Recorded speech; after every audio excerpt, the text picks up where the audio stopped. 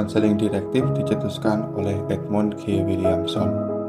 Asumsi dasar pada pendekatan direktif ini yaitu peran konselor lebih dominan daripada peran klien.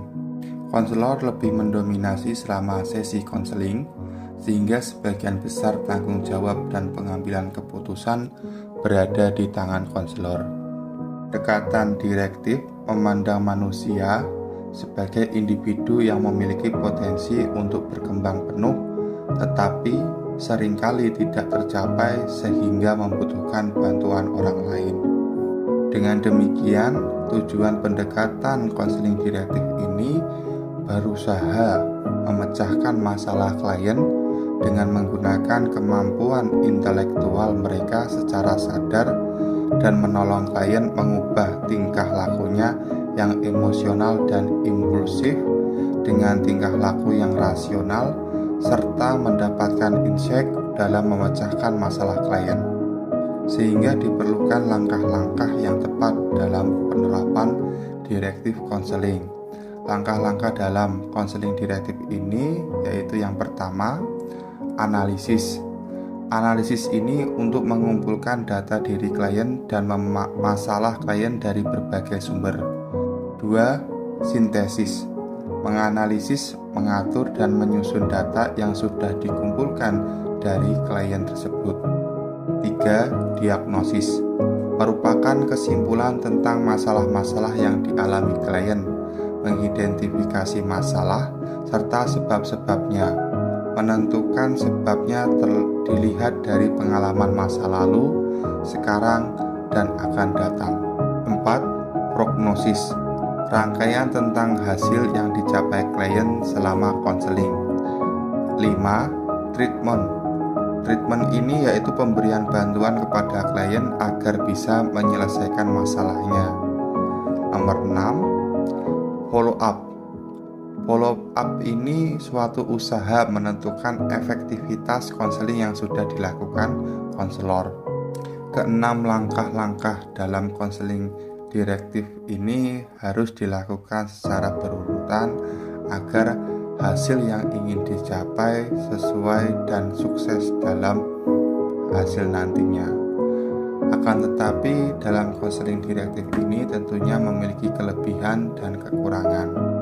Kelebihan dalam direktif konseling ini yang pertama, waktu yang dibutuhkan lebih singkat. Kedua, data yang didapatkan lebih lengkap karena menggunakan teknik pengumpulan data yang memadai. 3. Solusi yang diberikan konselor dapat digunakan sebagai dasar pemikiran klien dalam pemecahan masalahnya. Cocok digunakan untuk klien yang kurang berpendidikan, klien yang tidak mau terbuka, dan anak-anak serta individu dengan masalah-masalah yang tidak berlaku bersifat emosional. Sedangkan kekurangan konseling direktif ini yang pertama, meragukan kemampuan klien untuk memecahkan masalahnya sendiri. Yang dua, tidak efektif untuk klien dengan masalah emosional yang mendalam. Kemudian ada juga namanya konseling non-direktif. Konseling non-direktif ini sering disebut dengan client-centered therapy. Adalah suatu metode perawatan psikis yang dilakukan dengan cara berdialog antara konselor dengan klien agar tercapainya gambaran yang serasi antara ideal self, diri klien yang ideal dengan aktual self atau diri klien sesuai kenyataan yang sebenarnya. Adapun ciri konseling non-direktif ini menempatkan klien pada kedudukan sentral. Klien aktif untuk mengungkapkan dan mencari pemecahan masalah. Jadi hubungan ini menekankan pada aktivitas klien dan tanggung jawab klien. Konselor berperan hanya sebagai pendorong dan pencipta situasi yang memungkinkan klien untuk bisa berkembang sendiri. Jadi konselor ini berperan membantu klien dalam merefleksikan sikap dan perasaan-perasaannya. Klien atau siswa ini merupakan objek dari subjek yang memegang otoritas. Dalam hal otoritas ini yaitu seorang guru, orang tua atau konselor. Sedangkan siswa atau klien harus mengikuti dan taat kepada apa yang digariskan oleh pemegang otoritas. Pemegang otoritas ini adalah orang yang paling tahu segala hal. Dialah yang menunjukkan, mencarikan, atau memberikan jalan pada klien. Jadi, pemegang otoritas ini adalah berperan sebagai faktor penentu bagi klien. Konseling non-direktif ini memberikan suatu gambaran pada proses konseling yang menjadi pusatnya adalah klien dan bukan konselor. Karena itu dalam proses konseling ini kegiatan sebagian besar diletakkan di pundak klien itu sendiri. Dalam pemecahan masalah, maka klien itu sendiri didorong oleh konselor untuk mencari serta menemukan cara yang terbaik dalam pemecahan masalahnya. Konseling non-direktif ini dikembangkan oleh Carl R. Rogers, guru besar dalam bidang psikologi dan psikiatri Universitas Wisconsin, dan dipandang sebagai bapak konseling non-direktif. Kenyataannya bahwa semua teori cocok untuk semua individu, semua masalah siswa, dan semua situasi konseling. Siswa di sekolah atau di madrasah memiliki tipe-tipe kepribadian yang tidak sama. Oleh sebab itu, tidak mungkin diterapkan teknik konseling direktif saja atau non-direktif saja. Agar konseling berhasil secara efektif dan efisien, tentu harus melihat tipe kepribadian, karakter siswa yang akan dibantu atau dibimbing, dan melihat masalah yang dihadapi siswa. Tentunya akan memiliki masalah yang berbeda-beda. Apabila terhadap siswa tertentu tidak bisa diterapkan teknik direktif, maka mungkin bisa diterapkan metode non-direktif, begitu juga sebaliknya. Atau apabila mungkin adalah dengan cara menggabungkan kedua metode di atas.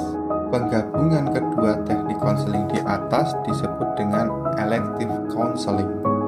Penerapan teknik dalam konseling ini dalam keadaan tertentu.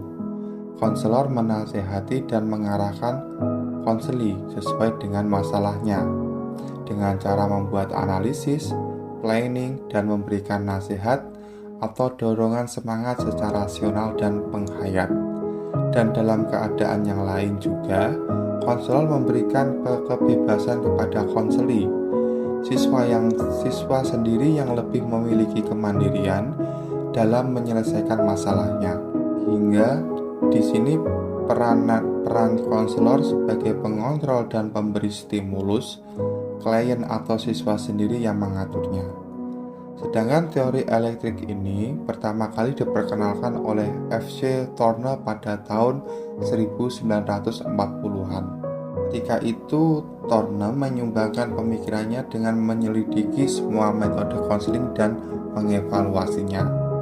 Teori elektrik terus mengalami kemajuan bahkan setelah Thorne meninggal dunia pada tahun 1978. Kemajuan elektrik terlihat jelas ketika pada tahun 1970 lebih dari 50% anggota APA menggunakan teori elektrik untuk menangani permasalahan kliennya.